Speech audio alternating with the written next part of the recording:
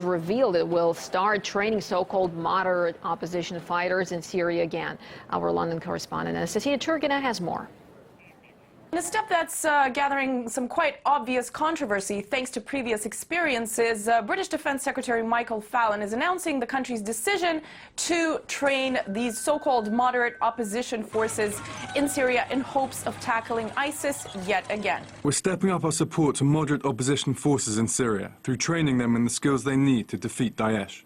Well, the initial plans include sending just 20 military personnel for this operation, but this number is expected to grow, presumably in case of success. And this is where the big problem comes in because, of course, all along the West has had major difficulty distinguishing between the moderate and not so moderate opposition groups. There's no certainty that whoever they're training is not going to end up defecting and joining ISIS, and there are no guarantees that weapons don't end up in the wrong hands. Despite this, we're hearing the Ministry of Defense here in London saying they're going to carefully vet all the volunteer opposition trainees and teach them things such as international humanitarian law, among other things. But of course, these big questions remain. We do know that in the past, this kind of program has essentially failed, where the Pentagon had requested Britain to join a similar scheme.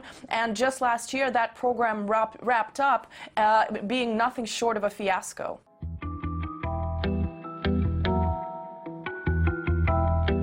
We're also supporting a moderate opposition in Syria that can help us in this effort, who stand up to the bankrupt ideology of violent extremism.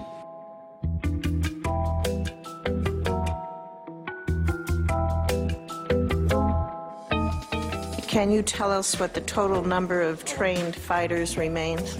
It's a small number, and the ones that are in the fight is we're talking four or five. Let's not kid ourselves, that's a joke. We have to acknowledge this is a total failure. It's just a failure.